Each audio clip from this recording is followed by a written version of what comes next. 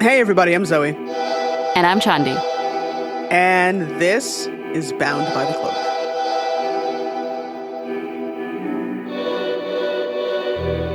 Death, dying, grief.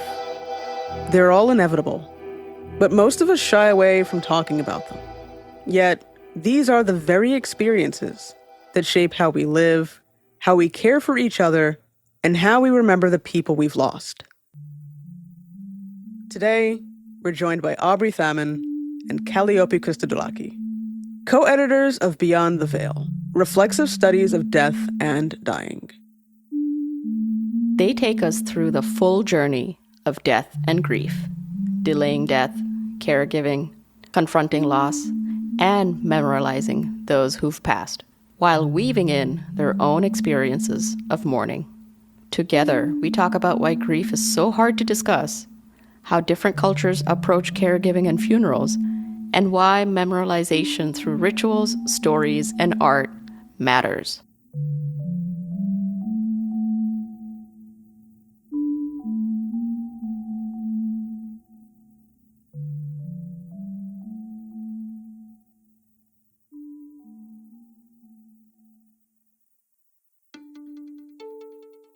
Thank you both for joining us on the podcast.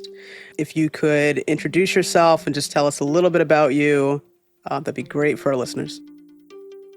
I am Aubrey Thamann. I have a doctorate in American Studies with a focus in anthropology. For my dissertation, I did an ethnographic study of funeral directors. So my fieldwork basically involved what essentially amounted to job shadowing, but I basically just hung around funeral homes for a couple years and took notes and observed different rituals and even behind the scenes stuff like paperwork and filing obituaries and things like that. So like every aspect of the field. And I went to Purdue University, that's where I graduated from, and that's where I met Kalliopi.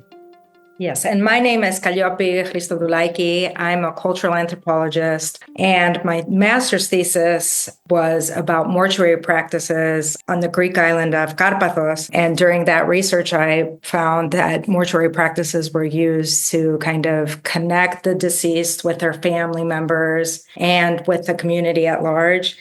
When I was doing that research, I was really more of an observer, which was not the case when I went back to do my PhD field research when I experienced the loss of my grandmother. And so I went through all those mortuary practices from a different perspective, being really embedded in it. And that gave me a lot of insights that I didn't have when I was just kind of studying it as an quote unquote outsider. So that's kind of my relationship with death, studying mortuary practices and the like.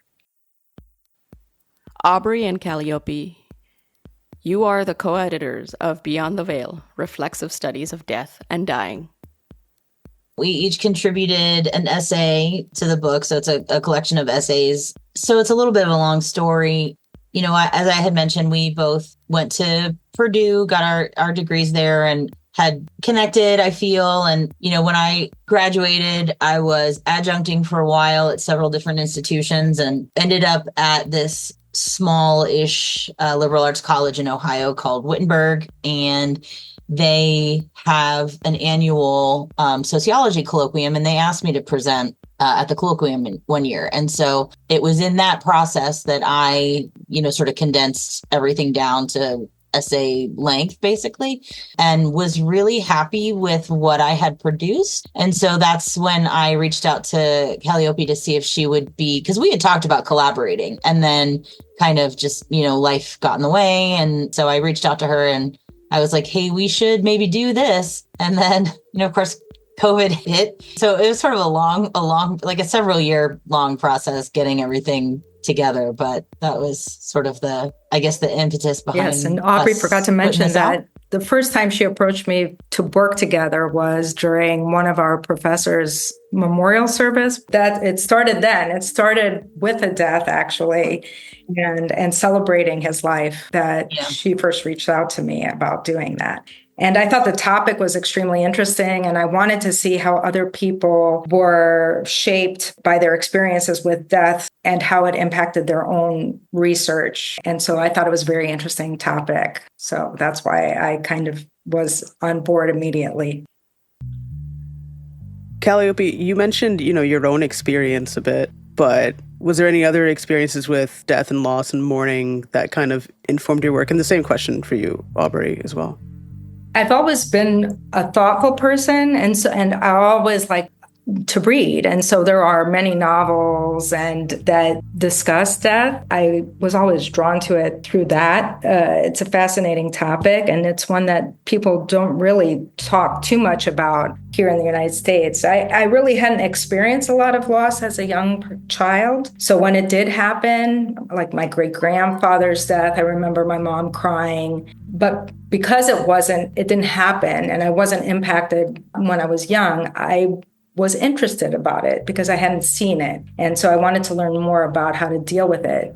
And then the next loss was really my great-grandmother's death in 1986, which I was in a village on the Greek island of Karpathos, and I saw the funeral, and it really made an impact on me to see my grandparents grieving, my mom grieving, my great-grandmother's family and extended family grieving, but the funeral, that was the first time I saw somebody who was dead. So I think that sparked the interest, and I was only 16, or no, I was a little bit older. I was 18 when that happened. So it impacted me, and I thought it was both lovely, the rituals associated with that, and extremely insightful and just fascinating. And so once I became an anthropologist, that was just something I kept being drawn to in the literature as well. So learning about other cultures and how they deal with death, because as humans, we all deal with it, and sooner or later. And there are just so many different ways of dealing with dying and death that it was a fascinating topic for me. Yeah, and mine honestly was a little bit more roundabout. I originally so I was really interested in horror films and folklore, and I was particularly interested in looking at horror films like modern vehicles of folklore. So we're not, as much of an oral culture as we had been in the past, and, we're much more visual culture. And so I was kind of interested in sort of that shift of, we used to tell urban legends, and kind of now, sort of that stuff gets subsumed into movies. And so I was kind of doing that. And I was sort of given the advice that if I ever wanted to be taken seriously as an anthropologist, I would do an ethnography instead of what I had been thinking about doing. And so the reason why I was interested in horror films in general is because I think they're a really interesting way of us sort of dealing with the concept of mortality, dealing with our own mortality, and what that means for us, and why, not only why horror films are so popular, but the ebbs and flows of it. So, for example, like when there was, the fear of nuclear war was so heavy in the 50s and 60s, there was this massive amount of all of these old horror movies with like the nuclear animals or whatever. And so I was kind of interested in that aspect of it. And so I was thinking, okay, well, what group deals with death on a regular enough basis that I could make an ethnography out of that? And so that's sort of how I came to the idea of funeral directors. And it was actually kind of a serendipitous project because having a hard time figuring out how I could find people, right, who would be willing to talk to me. And I jokingly said to my husband one night, "You don't happen to know anybody who owns a funeral home, do you?" And he said, "Actually, I think my uncle owns a funeral home." And the reason why I didn't know that is because he's not a licensed funeral director. He didn't work at the home. He just owned it. And so I was like, oh my gosh. So he kind of got me an in there, and that's sort of how it started for me. And so and then it's something that I, to be honest, have not been able to get away from. As I'm sure we'll talk about, sort of across this chat, it's a very difficult topic to stay on. And I, even in my own, over the course of my field work, I went to 11 funerals, and about half of them were people that I knew. And then when I was, between the time that I defended and the time that I actually was able to graduate, because I defended early in January, and then I, graduated in May, I had 2 aunts and my grandmother die. So it ends up being something that sort of keeps coming for me. And so no matter how much I try to sort of let it go and move on, because I have other research interests, and I have struggled to be able to get into those because things keep popping up, like the colloquium, for example. So things keep popping up, sort of keep bringing me back into this topic. It's okay. You just like death a lot. Yeah, you can't escape death. I mean, you can't escape death.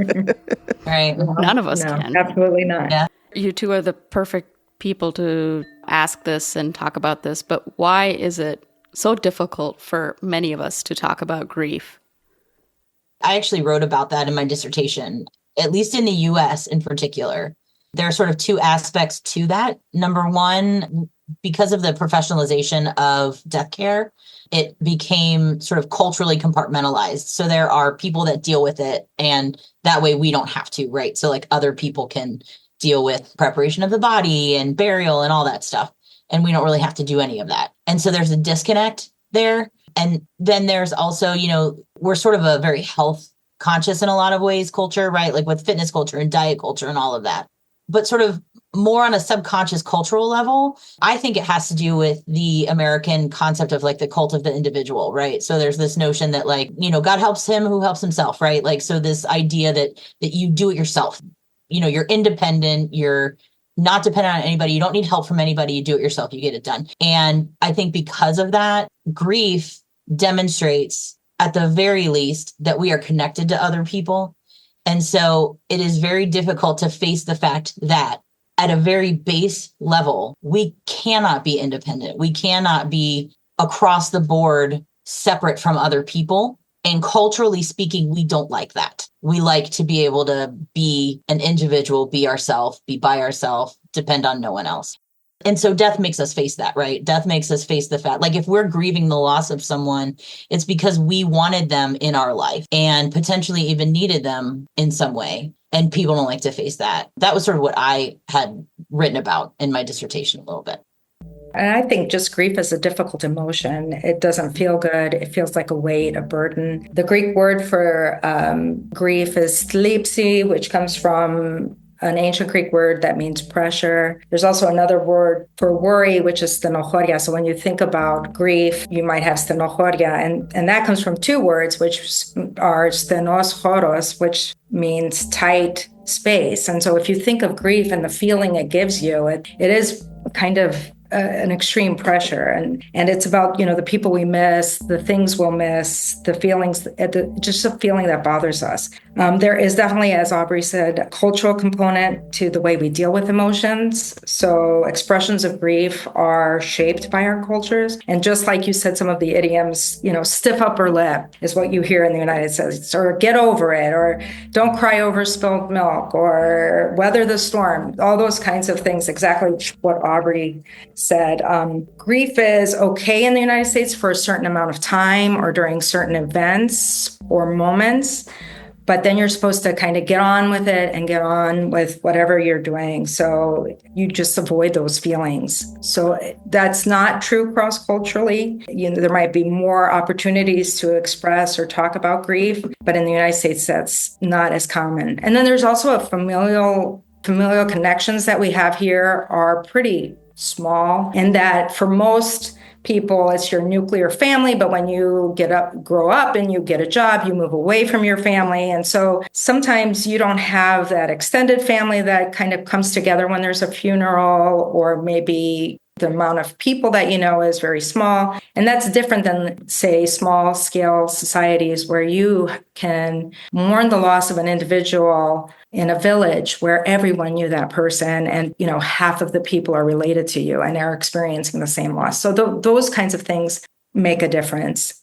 Again, for the United States, we spend a lot of our time when we're adults working, whether that's working at home or working at where we are. And time is money.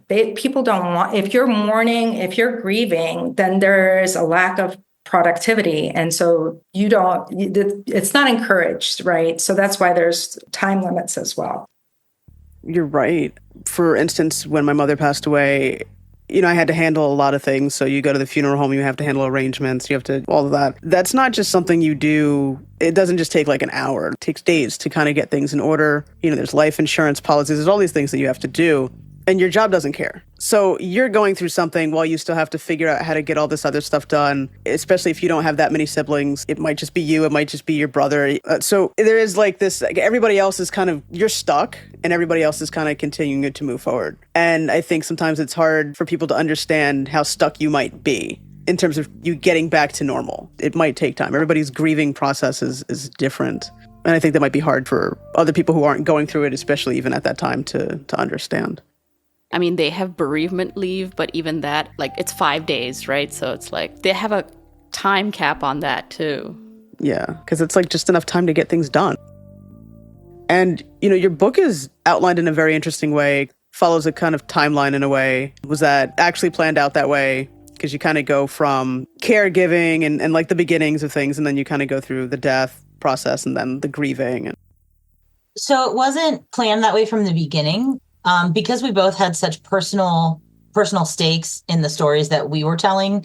We wanted a collection of essays that were also reflexive in that way. And so when we put out our call for papers, I mean, we got, I don't know what, Kalliopi, maybe like 30 papers, maybe? Substantially more than what we included in the final book, yes.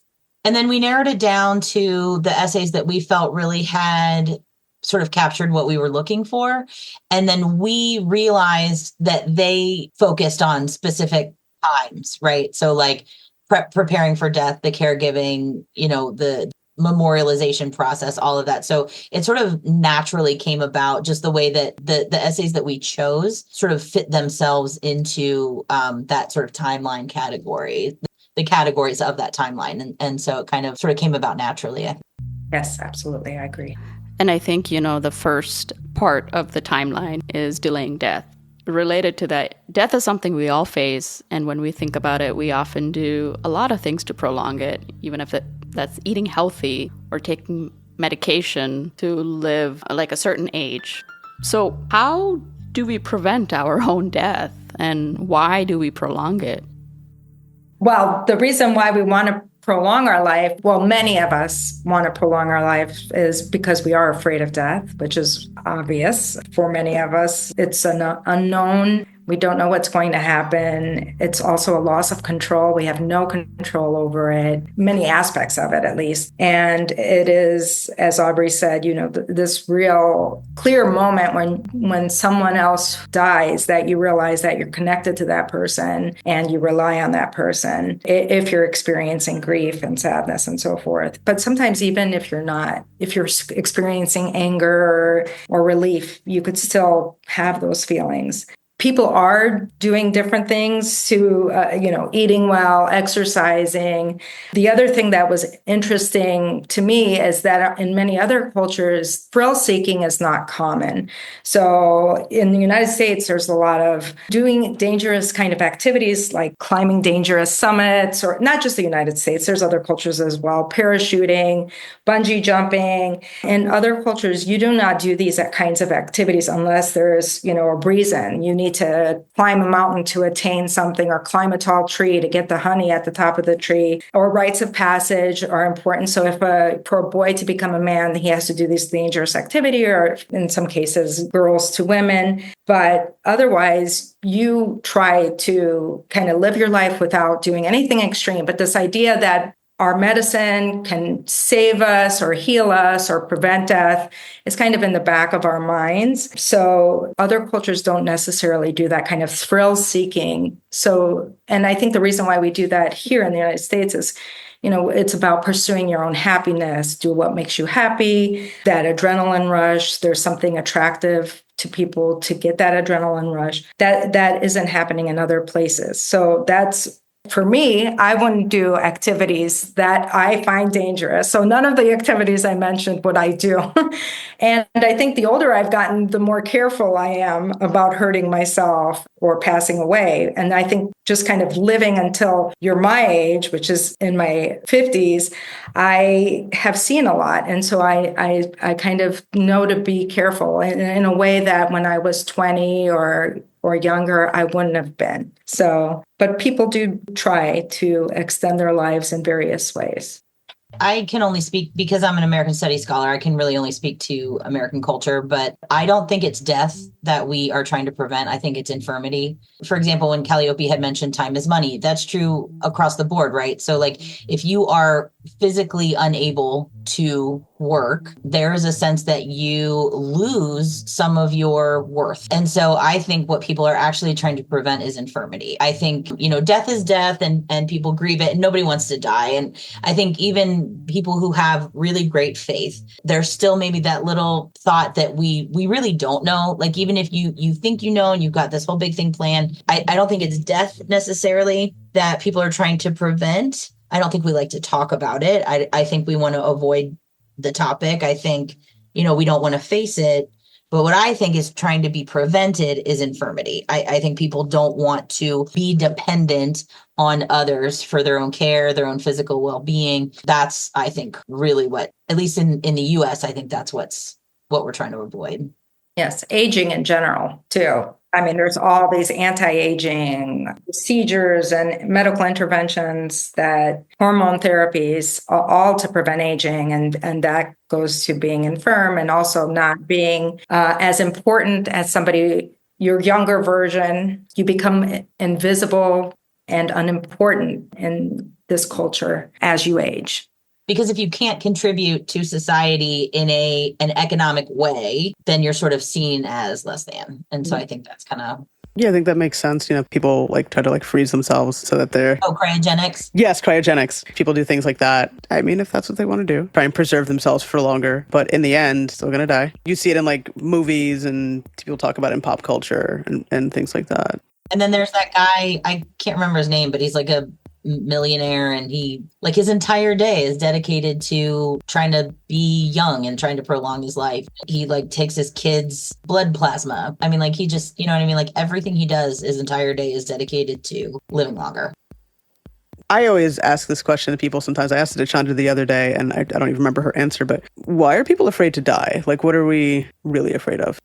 I think it's because we don't know. We don't know what's next. And I think we as a species want to know. When we talk about in our intro to ANF class, right, we talk about religion and we talk about the point of it. And it often boils down to trying to answer those big questions. Why are we here? What's our purpose? What's next? That kind of thing. And so I think because that is a thing that we can't know, that is sort of the one thing that's ultimately unknowable. I mean, think about all the scientific discoveries that we've made, right, over the centuries. So we've learned so much about the way the world works, about the way our bodies work, about, biology and chemistry and all that stuff. And the one thing that we just cannot get a grip on is what happens as you're dying, internally. What happens as you're dying and what happens after you've died. That's the one thing that we just cannot get at. And so I think because of our nature as species, we need to know answers. We want to know things. You know what I mean? We categorize everything, right? We need to know and define everything. And that's the one thing that we can't know. Not everyone is afraid to die. There are some people that, they might have been at some point afraid to die, but sometimes at another point in their life, they've come to accept it, and they are and they say they're no longer afraid to die. So the great grandmother that I spoke about that died when I was 18, when I was 16 years old, I was sitting with her, and she died when she was 104. So she must have been 102 when I was talking to her. And out of the blue, as she was crocheting, she said, "God has forgotten me," in Greek. She said, "O Theos me xerasi." And I said, "Oh my gosh, why are you saying that?" I was talking to her in Greek. She didn't speak English. And as a 16-year-old, I was like, "Oh, why is she saying that? God is going to make her die right now in front of me." And she's like, why are you worried? I said, why would you say that? Do you want to die? And she said, "Yes, because I've lost my husband, I've lost siblings, I've even lost children, and I'm ready to go. I'm tired and I'm ready to go." So she had gotten to a point in her life where she wasn't afraid, and she was ready. She wasn't going to do anything to make it happen, but she was wondering why God hadn't taken her.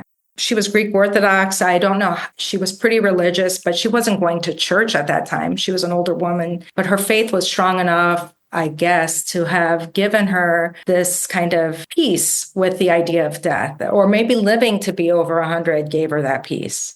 But she wasn't afraid to die. She was ready for that to happen and to move on. My grandmother said the same thing too, because it was the same situation. She was 108 though, but she had said, I've lost most people I know are gone. What am I doing? That's one of the concerns for those individuals who want to kind of live forever. That's one of the questions that you're faced with. What does forever look like if all these people that I know and love or knew and loved are no longer with me? This is a bit of a tangent, but my very favorite movie is Harold and Maude. I don't know if any of you have seen it, but I'm gonna spoiler the end of it. So can I spoiler alert here? So the two main characters, the guy has decided Harold has decided he's gonna ask Maude to marry him, and they have this really lovely moment, and she says, I couldn't imagine a lovelier farewell. And he says, farewell, are you going somewhere?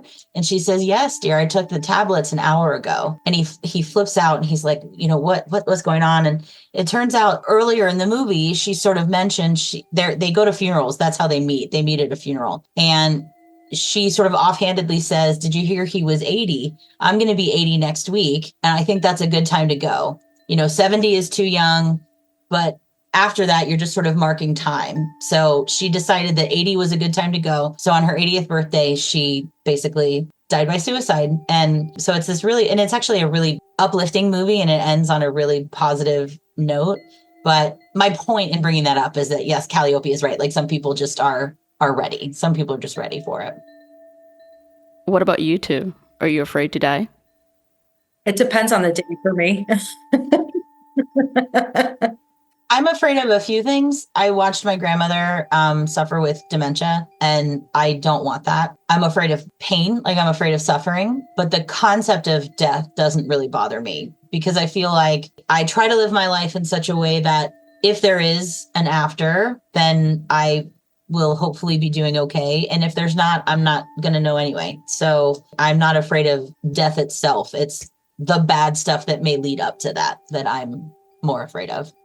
I think the closer you get, the older you get, the more clear it becomes that it's going to happen. It's so far off when you're 20 or 30 for most of us, not for unfortunately not for everyone. But, I was afraid when I was pregnant with twins to give birth, but I had no choice. I had to go through it. They couldn't stay inside me. So the same thing with death. I have no choice. I'm going to have to experience that. I've heard people call it our last great adventure. Maybe there's more adventures though, but it's something that I feel that I'm going to have to go through. And so that is comforting in a way.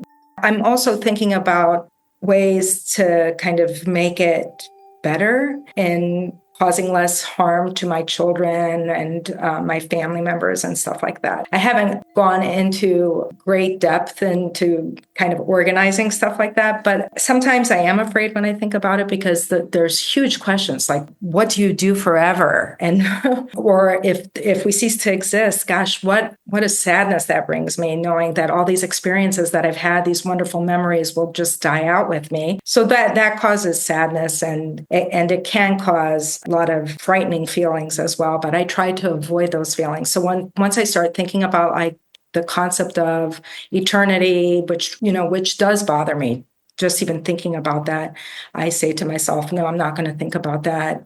My mind can't comprehend that. For me personally, I can't sit there and try to toy with that idea. So I just move on to some other thoughts. And sometimes it's harder than others, but I try to move past those feelings that cause me anxiety about death or what's going to happen after death. See, this is why no one talks about death. Shandi, real quick, what was your answer the other day? I am afraid of death, and more now than I was 5 years ago. And for me, it's like Aubrey said, is the living part in terms of making sure that I'm living a life as fulfilling as I can. And for you?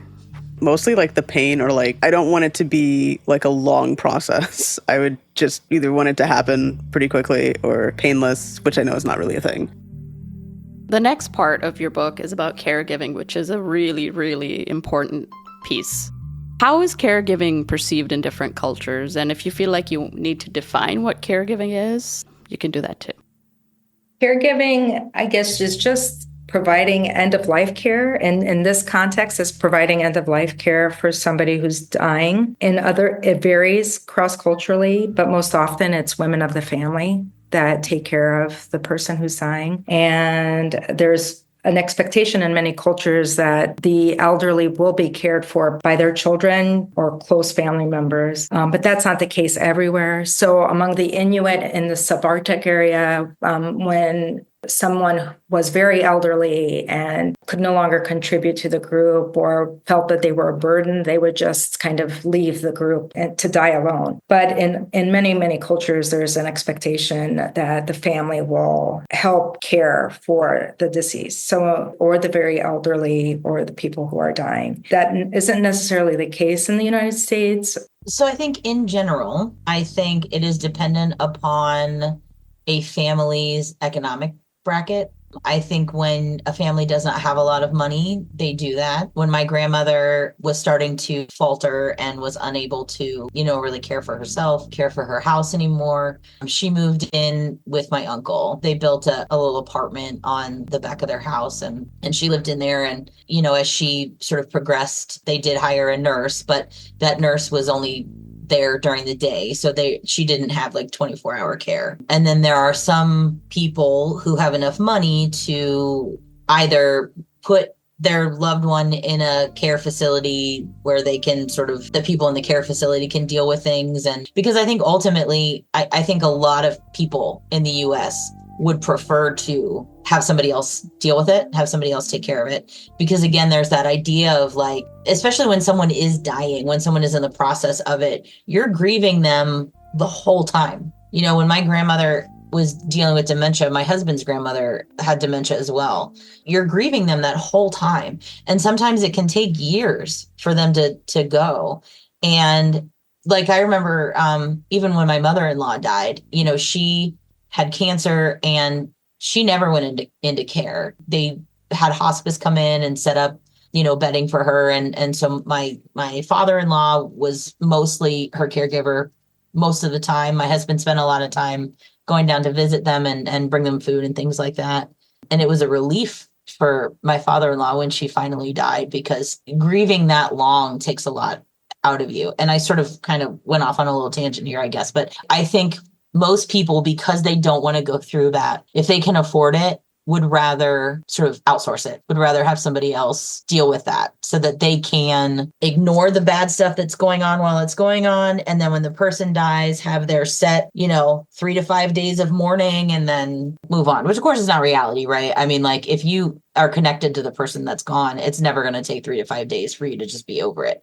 But I think it's money-based in the US. Again, back to kind of just, there are groups where your kind of status in the community is associated with how well you take care of your parents and family members as they are dying and even after their death. And that's true subculturally in the US, right? Like there are subcultures in the US that have that.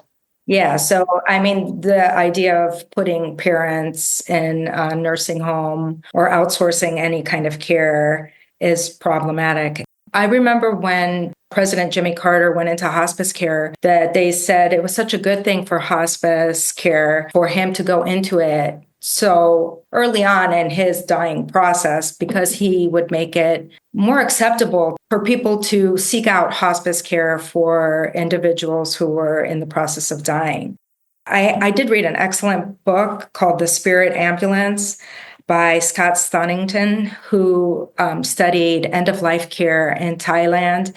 And there, among the people he studied, it was common for family members, especially children, to seek out medical interventions for their family members. Now, granted, every medical intervention that they could, because the cost there at that time when he did this research wasn't very expensive for them. And so they could really feel like they were providing the best end-of-life care for their family members. And they were indebted to do so because of a debt of life that they owed their parents. So their parents gave them life. So they needed to repay that to their parents by trying to keep them alive as long as possible, doing all these interventions to prolong their life, even if it seemed futile. But why the book is called The Spirit Ambulance is because they also believed that a person should die in their home, surrounded by all the people that they love, all the things that they love, and the place that they love. And so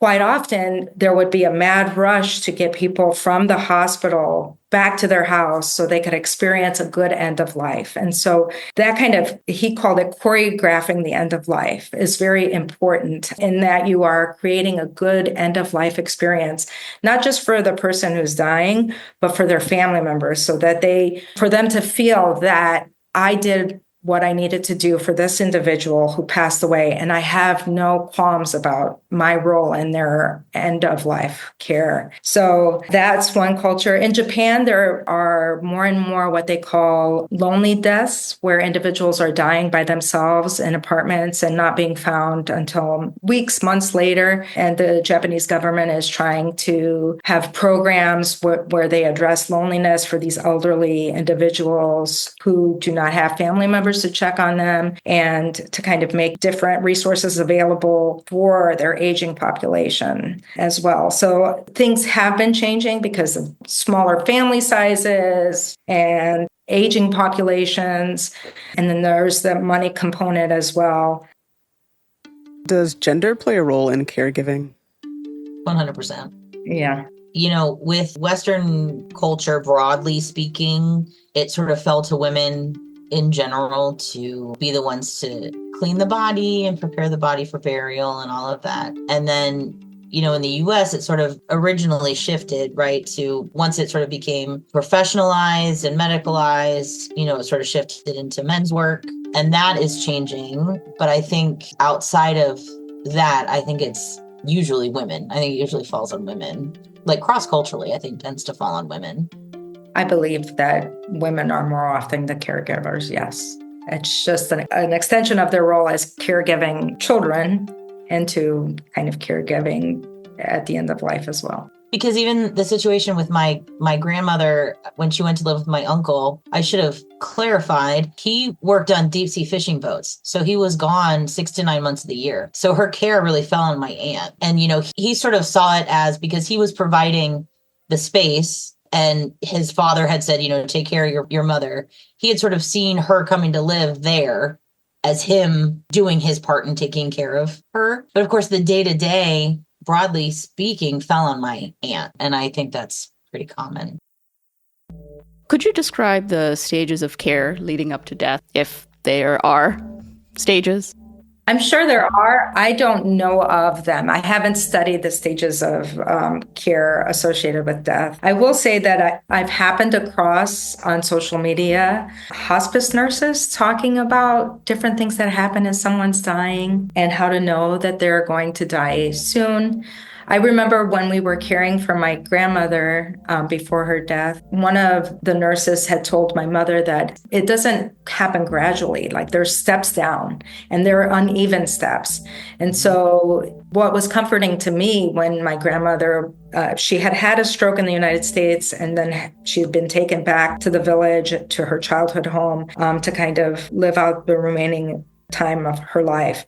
What was helpful for me was that her sisters were there, sister-in-laws and other family and friends who explained things to me because they had already experienced loss of other individuals. So if something was happening, they would say, oh, this is like that. And my grandmother's close friend had, when my grandmother had suffered her final stroke that kind of put her in a vegetative state, she came over and she said, I know it's difficult for you to see your grandmother like this. My mother was like this before she died. And I can tell you that I preferred to have her in the bed this way than have her gone.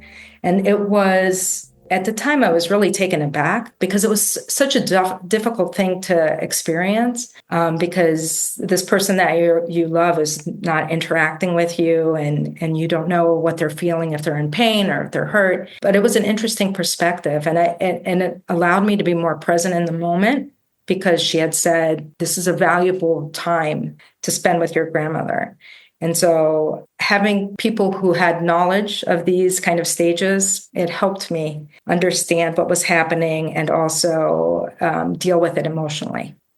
Yeah, and I've really only experienced that twice. When my aunt died, my dad's sister, she had a stroke and was in the hospital for a while. And She never regained consciousness, but while she was in the hospital, the doctor and nurses would sort of kind of describe like step by step. And I was raised Catholic. And so we had last rites for her, which is something, it's a sacrament in Roman Catholicism. And so that was a good moment, like a good part of that. Like that was important to her daughter and my father for that to happen.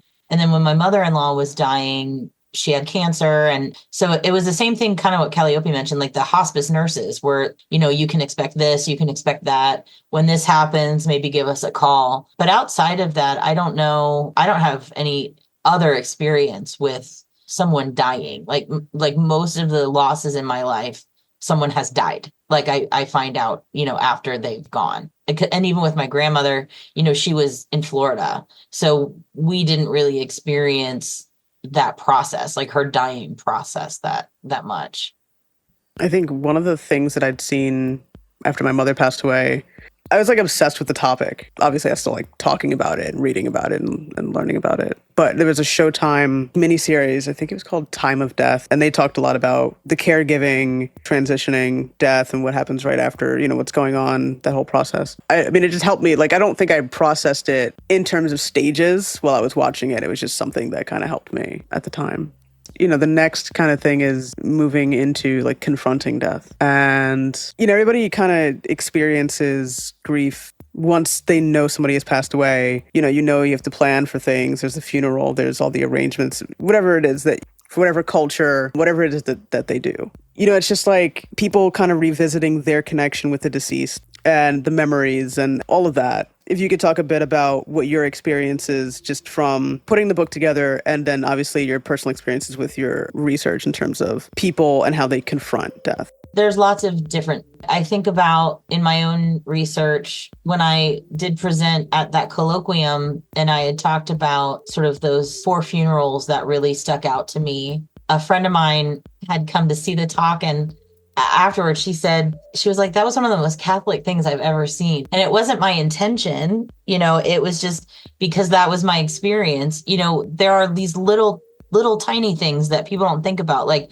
we have funeral cards. So usually whatever the person's patron saint was, a little prayer to that patron saint on the back of the funeral card, along with, birth and death date. And the gift book. And again, in Catholic tradition, every November 2nd, you're invited to write people who you've lost that year. You're invited to write their name in this book at the church. And, I think there's lots of different things, right? Because then for me, it's always like these snippets, right? Like I remember at my cousin's funeral who died by suicide, I remember his wife clutching these pictures of him when he was younger and healthy and crying and laughing at the same time, like trying so desperately to remember these good things that happened because the circumstances for us being there were just so awful. He had been in the military, so they folded up the flag, and I will never forget this, and it still kind of affects me almost 20 years later. The soldier got down on one knee and handed, because he had 2 small boys at the time, and the soldier got down on one knee and presented that flag to his boys. And that's just like seared in there. And for my dad, it's the 21 gun salute at a military funeral. I cannot tell you how many times I've sung Amazing Grace at funerals, to the point where I hate the song. Like I can't even hear it anymore. I just think there are so many different, because there are cultural traditions, right? Like broadly speaking, in the US, you connect with a funeral director. They sort of take over everything. You show up to mourn the person, and then you kind of have to put your life together afterward. But there's all these like little, sometimes it's even a matter of family tradition. What did your family do? So I think that's maybe why we both sort of sat there for a second when you asked that question, because there's just so many from broad culture all the way down to individual family experience that are just so different. Mortuary practices, funerals, especially, they're moving the deceased from one social status to another, and also the people who are associated with the deceased as well. So it was interesting to me. When I was younger, I would hear older people in Carpathian culture, maybe more broadly in Greek culture, even though they were older people, when they lost their parents, they would call them orphans. And I only thought of orphans as being young children. I'm 56 and my parents are both alive, but I know now why I might take that label to myself when I lose these parents that have meant so much to me for all these years. I will no longer be a daughter when they both go, once they both, have left. I won't have that connection with somebody who sees me as a daughter and calls me or looks after me or tries to give me money when they think I need it, or, all these connections that I have with them. And so that's true on a variety of different levels. Whether you have a good relationship or a bad relationship with the person who's passed away, those kind of mortuary practices are trying to put everything together and move people, get people past this really difficult time, because it is a difficult time. It's an emotionally difficult time. It is practically a difficult time, because if the person was a caregiver or if the person was helping financially, that's all gone. And so now the people who are left are going to have to try to figure that out. In communities, it might be somebody who had an important role in the community. Even if that individual just hung around on the stairs and said hello to people. Like, I remember a taxi driver that used to, in Greece, would always wave to me when I would drive past him. Just happily wave to me. And then I found out he had died. And I cannot tell you the loss I feel that this one individual who was always happy to see me, always would wave to me, just wave and smile. I still miss him, because he was always so joyful when he would see me. And so these kind of, whether they're family traditions, whether they're religious rituals, whether they're more secular rituals, they help us during that time. And they hopefully help. Some people find them annoying and bothersome. And I did too when I was in Greece, because there were a lot of mortuary practices 20 years ago in this little village that I had to go through for my grandmother. I found it exhausting and kind of invasive. But now looking back on it 20 years on, it helped me get through those stages of grief. And I didn't feel alone, because there were so many people around me and they were telling me what to do, which sometimes I hated at that time. But I'm kind of glad that it happened and I didn't have to be by myself in that sadness. Although there were definitely those moments of it as well, because you're always going to be left eventually with your own thoughts and your own grief that you're going to have to process. I think Kalliopi mentioned something which I actually wrote about, which was the idea that not only is death a rite of passage, it's sort of our final rite of passage, but it's also a rite of passage for the mourners, because your relationships change. Kalliopi mentioned her future of no longer being a daughter, right? When her parents leave, because we all have these, aside from your siblings, your relationships to, it's one of another Anth 101 thing, that your relationships with each person in your family is different than everyone else's relationship. And that's kind of, I think, why I think funeral directors are so important in the US, because we have sort of separated ourselves from the process. And so you've got these people who are there to kind of help us navigate that path from, this is who we were before the person died.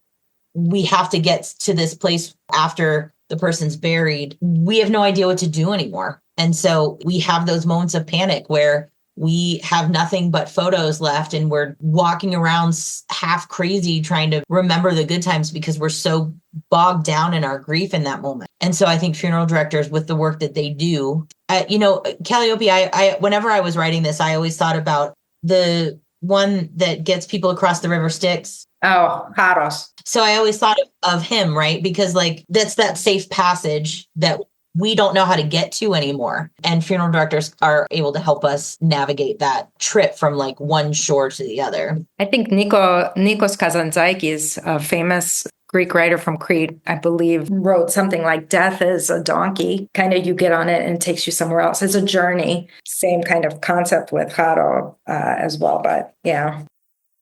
How does age play a role in how we confront death? Yeah, that's not a question I have studied. I mean, in some ways, I think it might be, there's positives and negatives for both, right? When you're young, you're naive, you lack experiences and knowledge about death. So maybe that can make it more traumatizing, or maybe it would shield a child from certain realities, right? Because they don't understand what that kind of loss will mean for the rest of their lives. But when you're an adult, you've probably lost at least a couple of people that you know what that void feels like. And that can make it worse, knowing that when, like I've been contemplating my parents' death because I've experienced grandparents' deaths.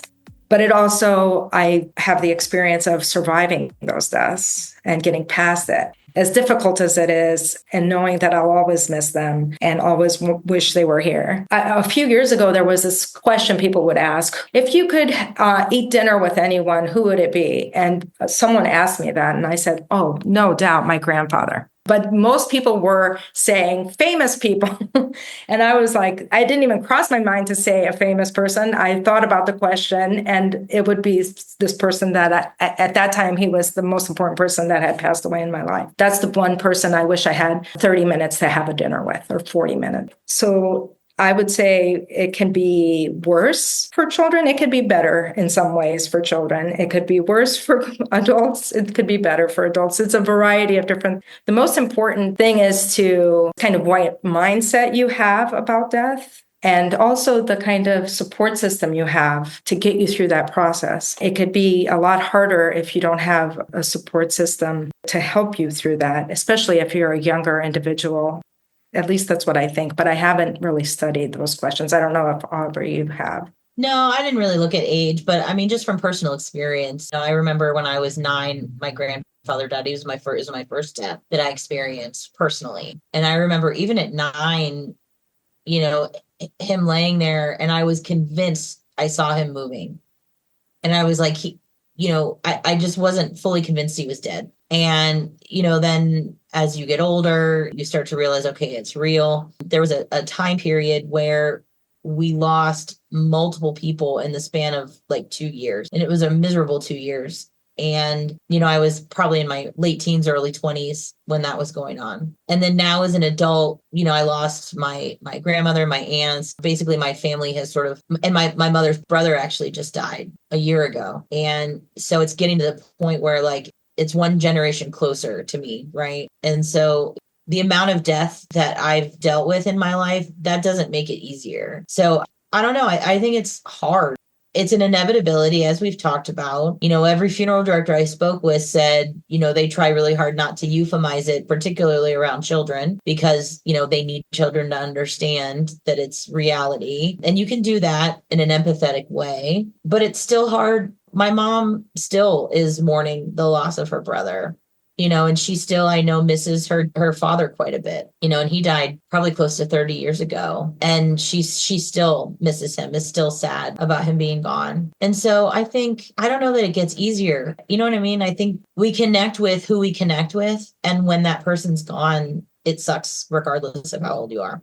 I'm a caregiver. My son has special needs. He's non-ambulatory, nonverbal. He requires 24-hour care. And I noticed that when my grandmother passed away and my mom was mostly her caregiver, that loss as a caregiver, when you've given care to somebody who requires your care 24 hours, 7 days a week, it's like losing the sun because your whole life revolves around them. So even when I'm out having dinner, on the very rare occasion that I go out to have dinner, my mind is always, is my phone going to ring? Is there going to be an emergency? It's a constant thought in the back of my mind, and sometimes in the forefront of my mind. So I can only imagine what would happen when and if my son passes away, what a void that would be, because I am so involved in his daily care. So in some ways, it also depends on the connection you have. In many ways, it depends on the connection you have with that person and how involved they are in your life. I remember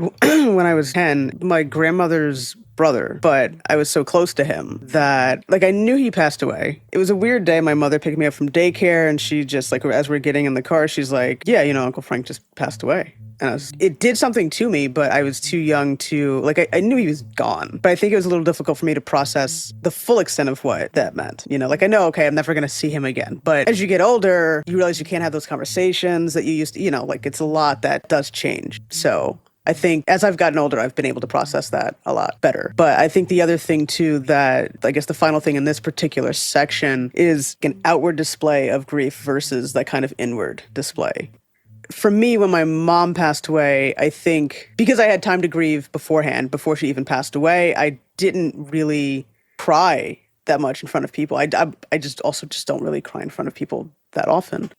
Since every situation is different, every body is different, you know, it's that, like, how comfortable are you with letting it all out, or do you kind of hold it in? So I don't know what, in terms of your research, maybe, Aubrey, you might, you know, like a more US-based understanding of it.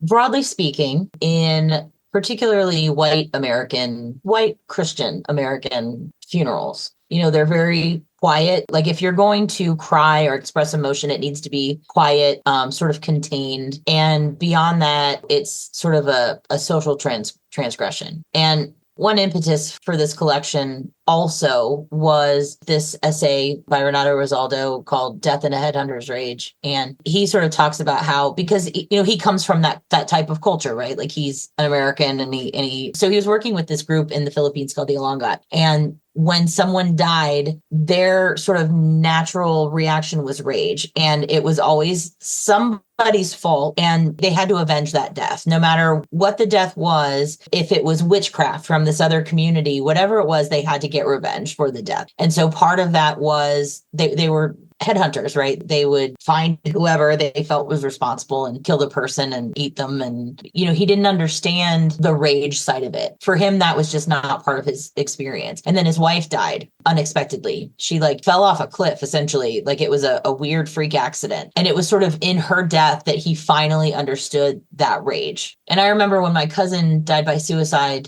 I had to sing at his funeral. And so I had to keep it together enough. Like, I had to basically tamp everything down so that I could get through that song, because I knew it was important to my aunt. And then as soon as I got back to my pew, I broke down and I was, like, sobbing, which is, again, not really a thing that you're supposed to do, right? And it was transgressive enough that my mom said to me, I'll never forget this. She was like, "Are you okay?" And in my brain, I'm like, we're literally at a funeral of a man who was 40. Like, he should not be dead. And so I was like, of course I'm not all right. And then after having time to reflect on that, her sort of concern was, and again, it was probably subconscious, right? Because these are cultural processes, but I was not being quiet, right? Like, I was not being calm. I was not, you know, but then there are subcultures, even in the US, where people will scream and cry and throw themselves, and they're expected to throw themselves on the coffin. They're expected to need to be held back from climbing into the grave. I think there is the individual aspect of it, where whatever your relationship was with that person will absolutely affect the level of grief that you express. Because when my grandmother died, she had been sick for a couple years at that point, right? Like, she had dementia, and we had already sort of grieved and done our mourning. And so when she died, it was more of a relief. So there wasn't that need for, like, that outward expression of grief. And so I think it has a lot to do with the relationships that you have with that person. But then there's also the cultural aspect of things, where in some cultures it's okay to show those emotions, and in other cultures it's not. And that's true even, like, as I said, subcultures in the US. Some communities, that's what you do. You scream and you cry because you need to get it out. Like, you need to show to the community that that person mattered to me as well. It mattered to me.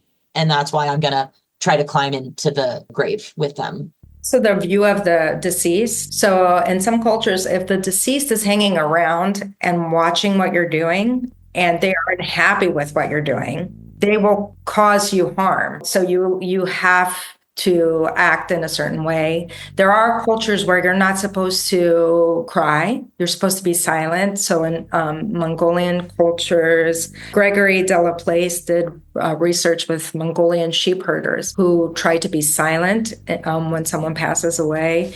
Loud noise is an obstacle for the soul. And so they don't even say the person's name. They try to give the deceased a good rebirth because they believe in reincarnation. But other than that, they try to avoid it. There's other cultural groups where the Juntoisi, which It's a click language from Botswana, so I'm absolutely not saying that correctly. But Richard Lee did research with them in the 1960s, I believe. The recently deceased were the ones that brought misfortune to the community or death to the community or illness. And so the recently deceased longed for the living. And so if you talked about the deceased, you were kind of encouraging them to stick around, and they could cause you harm if they stuck around. So try to not talk about them. There's cultures where you destroy, because one of the questions I know further on more it would be is memorialization. In some cultures, you destroy everything. You do not leave any of their clothes, any of their possessions. Sometimes you destroy the home where they lived, or you rethatch it, or you move to a different encampment. It depends on the culture, all because of their views of the deceased and kind of how dangerous they are. In Greek culture, you should express emotion. If you are, what you're feeling should be, it should be expressed. And there's a performative element in any ritual. And so just as Aubrey felt like she had to perform well at her cousin's funeral, I decided, even though Greek is my first language, but I mostly speak English now, and my Greek isn't that great. But I wanted to give, in Greece, they kind of sing Miroloya, which talk about your connection with the deceased and who the deceased was. And so even though I didn't know how to do that, I did write like a long poem for my grandmother. And I felt I needed to do that because there was no one else to do that for her. And she was so important to me and my siblings and my cousins and my mom, that I felt if that didn't happen, that people wouldn't realize the importance of her in our life. And so I did my best to do that.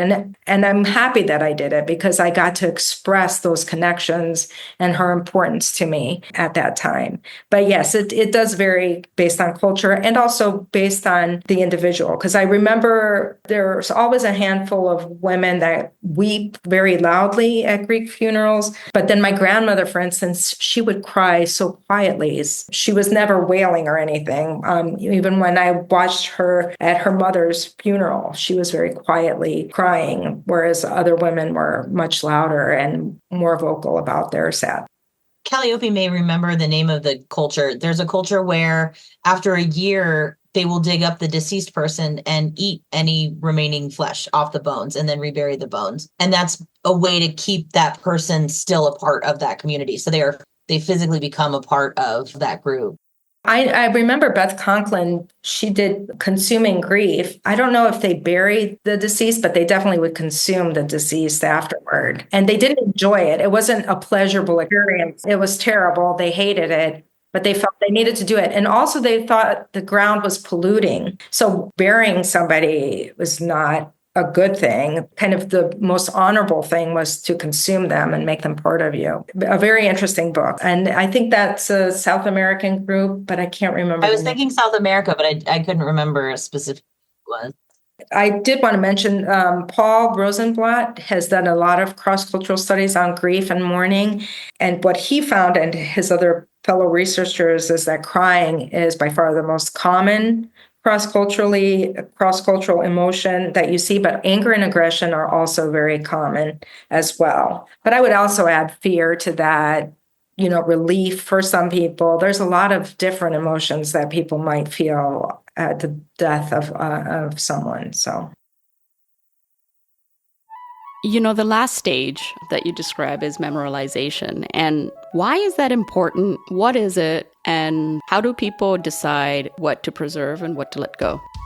I think that can vary cross-culturally. One of the essays in our collection talked about basically, so I sort of think the kernel or germ, I guess, for that was like roadside memorialization. So like when someone has died in a car accident, you see like a cross pop up or like teddy bears or flowers or whatever. And they looked at specifically that type of thing online. So like online sort of sites of memorializing people. And I thought that was definitely pretty interesting. In a lot of ways, a way to keep that person's memory alive. Most of my dad's family is all buried in the same cemetery.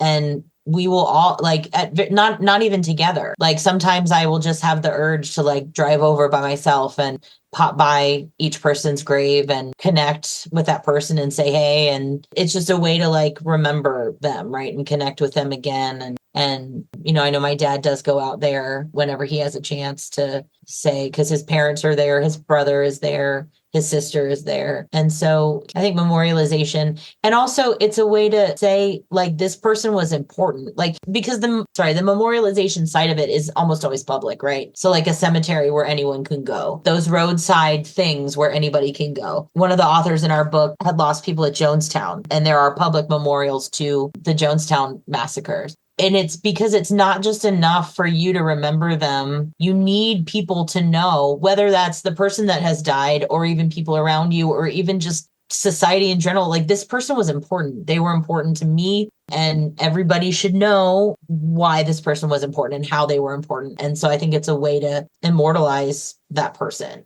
because those gravestones will be there after I'm gone, after, my sister's kids are gone. Yeah, I think it's just a way to show that they were important.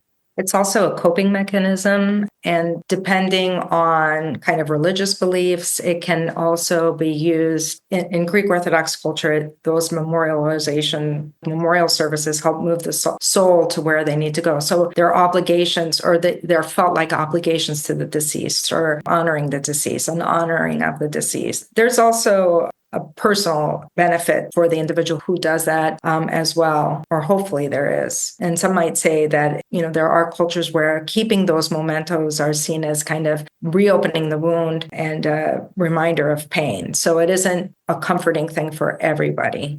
This was years ago. I was teaching. I had my students read this book called Marketing the Menacing Fetus. And it was about like aborted fetuses in Japan. So abortion is, or at least at the time, was legal. And Japan is also a culture with ancestor veneration. So they had this sort of like modern regular loss of aborted fetuses. And so when you have this culture that believes that the dead stick around, and then it's also connected to sort of this modern idea of clinical abortion, because obviously abortion's been around for a long time, right? But like the medicalization of it, the clinical side of it is like a new thing. And so women were sort of starting to suffer. So if I believe that like the deceased are to be venerated and taken care of and everything like that, what about these deceased, this group of deceased souls? And so it was this really interesting notion that there had to be some new way to memorialize aborted fetuses when they were not ancestors, but they were still souls in this way. And so they would start developing shrines, but not personal shrines. They were more like public shrines.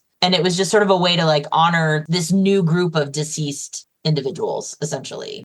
One thing that I've seen people do across cultures for sure is storytelling in terms of someone's memory.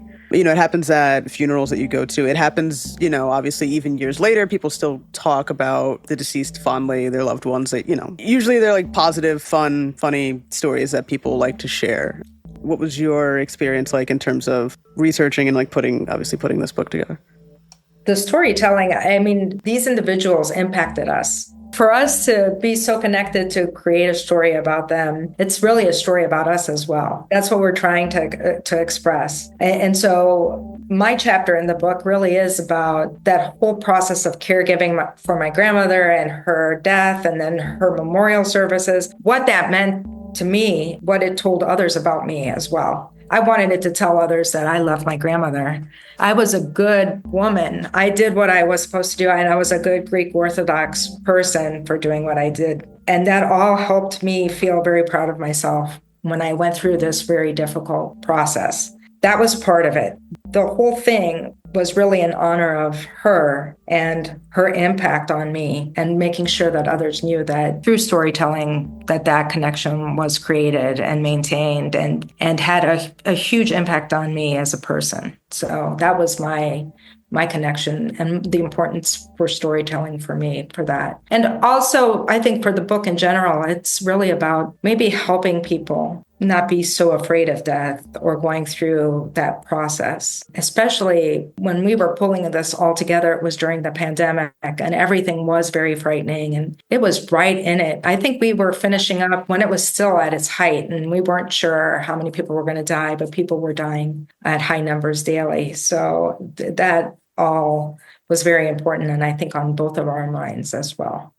I think Kalliopi hit it right on the head. So I sort of framed mine in terms of like 4 funerals that particularly, 4 deaths really that kind of stuck out to me. And I talked about those relationships. And one of those deaths was my paternal grandmother, who I never met. She died 15, 20 years before I was born. And I feel her loss as acutely as I do my mother's mother. And it's because I never got to know her. So I mourn the loss of that relationship at all. I mourn never having gotten to meet her. And so I just find that really interesting, just that idea of like that we had these relationships with people and we're still around, right? So of course we still think about those relationships, and telling those stories, I think, is a way in some ways to solidify our own place. You know, this is who I was in relation to this person, and this is who I am now. And sometimes I think when we feel unmoored, I think those stories become anchors in a way, connections to the people that have gone before us and just connections to who we are now without them. Yeah, so thank you very much. Yeah, thank you for reaching out to us. I think it's an important topic, and obviously we care about it enough to put it out into the world. So I'm glad that it's still being talked about. Thanks. Thank you so much, for talking about death, dying, grief, Anytime. all that good stuff.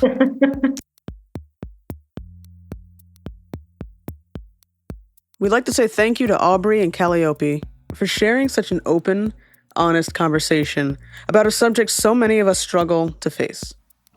What stays with us is the reminder that while death is universal, the ways we grieve, remember, and honor those we've lost are deeply personal and cultural. Talking about loss isn't easy, but it's essential. Beyond the Veil, Reflexive Studies of Death and Dying is available wherever you get your books, and we'll also have a link to it in the show notes. Well, that's going to do it for this episode of Bound by the Cloak. You can find us on social media, Instagram, X, Threads, TikTok, and you can subscribe to us wherever you get your podcasts. We'll be back in 2 weeks with a brand new episode. Thanks for listening. Until next time.